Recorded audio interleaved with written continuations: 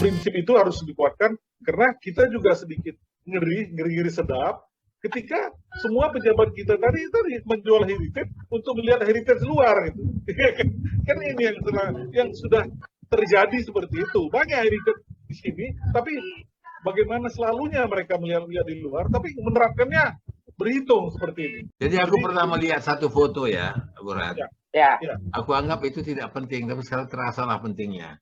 Foto itu diambil dari arah wali kota, dari arah Hotel Aston itu.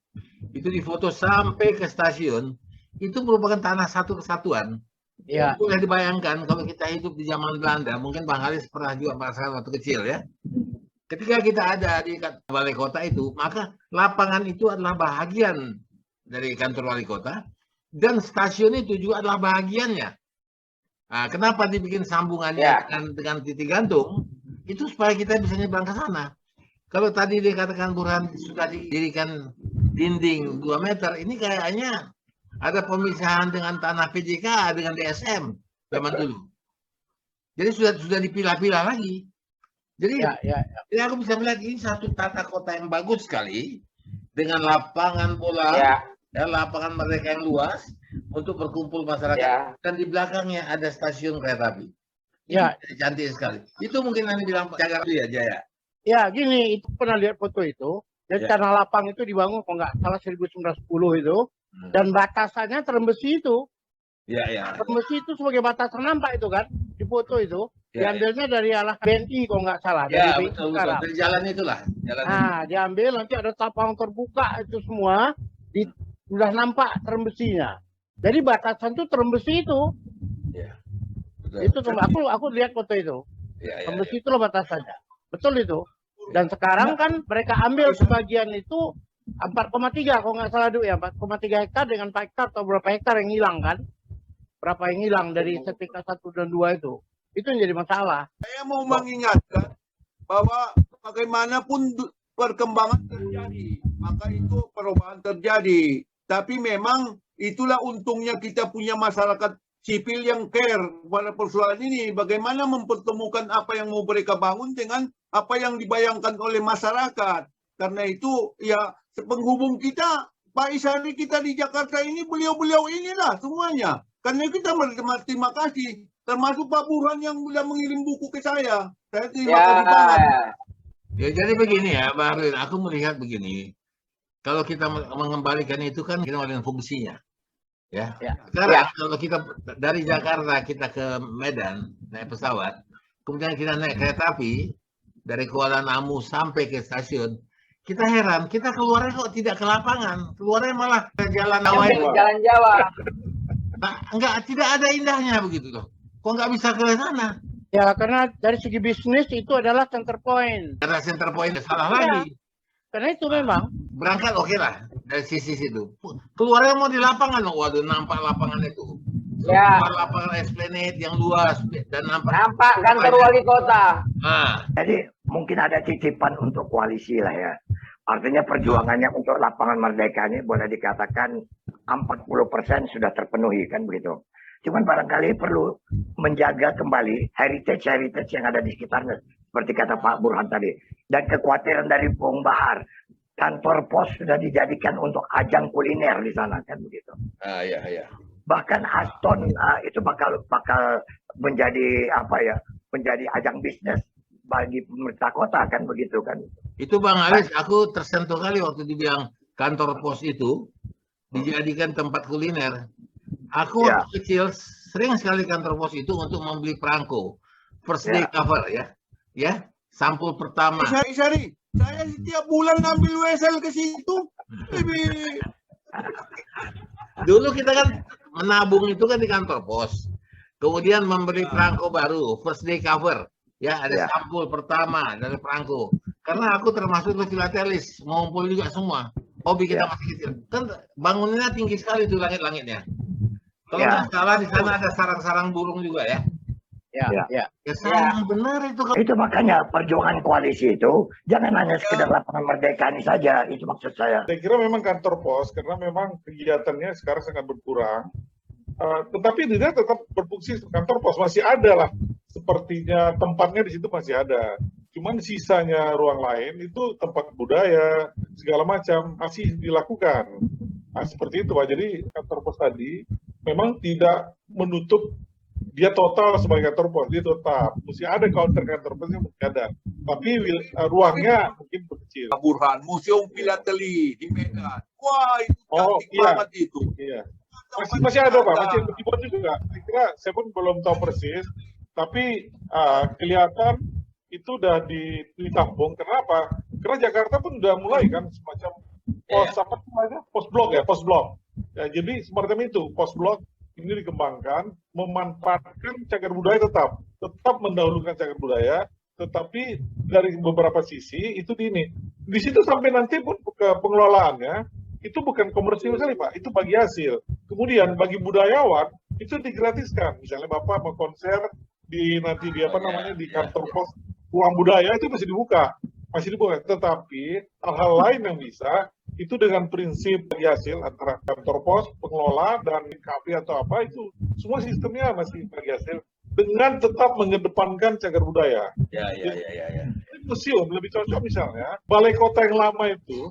Ya kan itu kalau dibuat itu sebagai kantor wali kota, semua bidang ada di situ satu kan. Saya kira masih cukup itu di hotel yang di belakang itu Pak ya.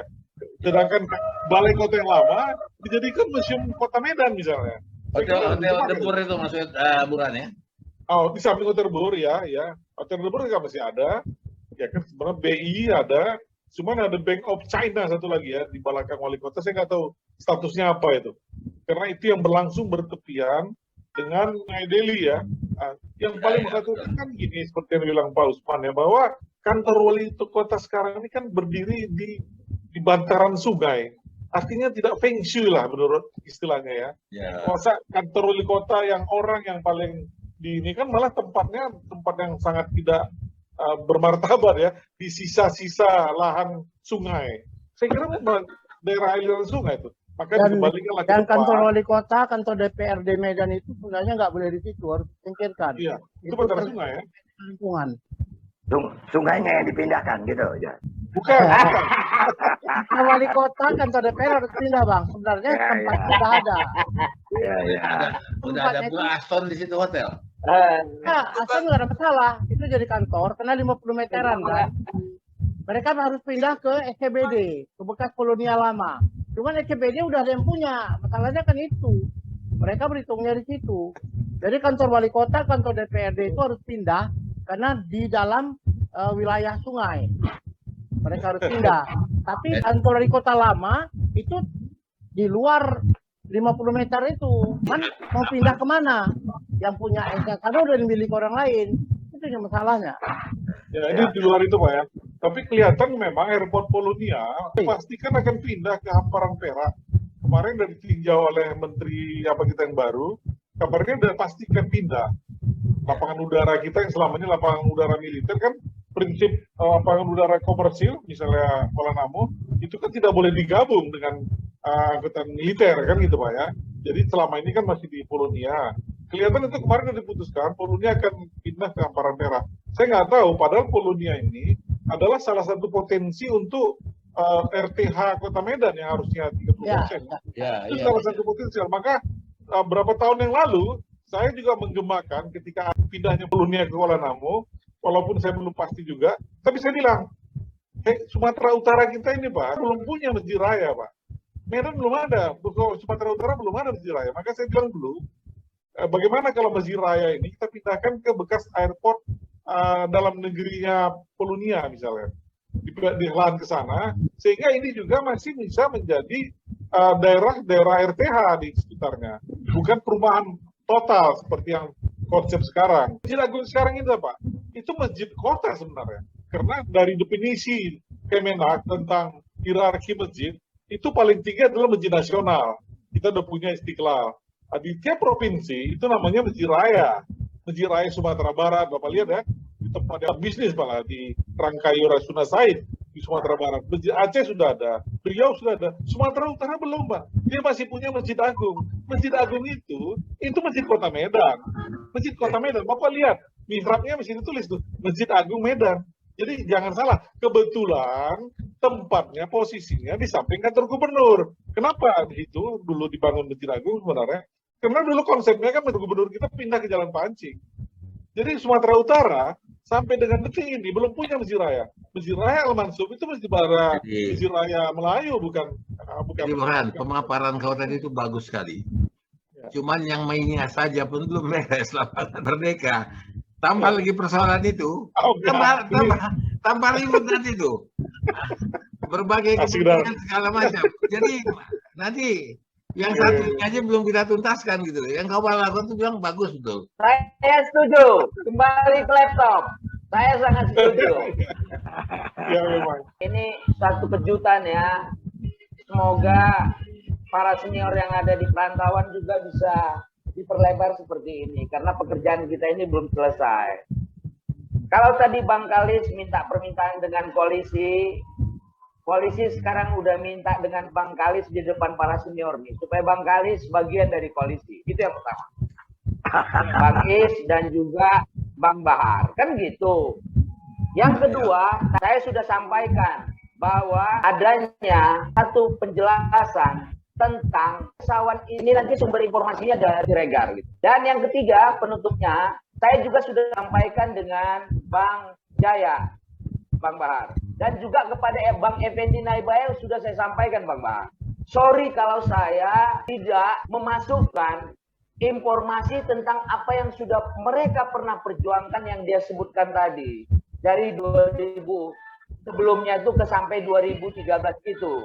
Dan saya terang-terangan nih, saya sudah bilang sama Bang Jaya, saya sudah bilang sama Bang, kalau nanti ada edisi cetak ulangnya atau cetak keduanya buku Lapangan Merdeka ini, oke, kasih itu bahan-bahan yang sebelumnya juga pernah orang abang berjuang itu, supaya kita masukkan nanti dalam buku ini.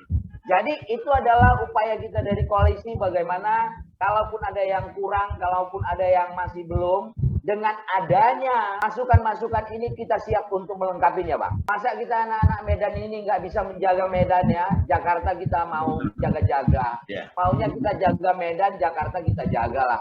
Republik kita jaga. Sangat menarik kota Medan ini karena teman-teman di kota-kota lain juga melihat hampir sama masalahnya gitu. Hampir sama. Jadi ini sebuah pembelajaran yang menarik sebenarnya bukan hanya untuk Medan, tetapi untuk kota-kota di Indonesia. Jadi kita lihat ya memang Medan itu mulai berkembang kembali ya. Ada banyak harapan-harapan kita yang harus dipenuhi. Tetapi dalam mencapai harapan itu kita lihat akan terjadi semacam kontradiktif pendapat. Tetapi aku yakin orang Medan pasti bisa menyelesaikannya itu. Kenapa? Tujuannya satu, tujuannya bagus. Kita mau bikin Medan tuh bagus kok. Ya, apalagi bagi kami yang tinggal di Jawa sekarang, itu Medan itu masih terkenang-kenang sebagai kota yang bagus dan itu kita ingin kembali lagi. Jadi dengan kata lain, pembicaraan ini akan bisa lebih menarik. Kita tunggu hasilnya saja. Ya mudah-mudahan peletakan batu pertama itu dan kemudian tindak lanjutnya sesuai dengan harapan publik. Sebenarnya di antara rencana-rencana ini kita berharaplah wali kota kita ini banyak aksesnya ke pusat. Tapi untuk sementara dalam rangka cagar budaya tadi, alangkah bijaknya misalnya diletakkan dulu Lapangan Merdeka ini sebagaimana cagar budaya dengan menghilangkan semua hal-hal ini. Kriteria cagar budaya sudah jelas, ada undang-undangnya. Kemudian paralel dengan itu mungkin disiapkanlah desainnya yang sangat detail melibatkan semua stakeholder sehingga semua warga kota ini tertampung yang diinginkannya di dalam Lapangan Merdeka tadi. Jadi tidak seperti sekarang seakan-akan semacam kerja tayang ya untuk menciptakan revitalisasi. Saya kira ini sangat berisiko kali. Apalagi lokasinya yang sangat strategis dan ini adalah titik nol Sumatera Utara. Rusak di sini, rusaklah semua. Jadi tolonglah ini diperlakukan dan perencanaan, apalagi di kebijakan publik kan. Kebijakan publik kan harus dalam sisi perencanaan pun sampai dengan terlaksana itu harus melibatkan publik. Ini harus bisa dijaga sehingga inilah menjadi kota yang kita inginkan semua, mensejahterakan seperti yang diharapkan warganya. Saya kira itu Pak. Jadi dudukkanlah dulu cagar budaya secara wajar seperti itu dulu lah. Nggak usah dulu dengan bangunan-bangunan yang yang bisa mengundang kontroversi. Saya kira itu. Oke, Mido, terima kasih sekali. Ya, Bang Is. Kita harap ini bukan yang terakhir, juga Burhan sehat Ya, ya. Bang. Arudin, Bang Alis, Ya, ya. Bang Alis. Thank you semuanya. Wassalamualaikum warahmatullahi wabarakatuh.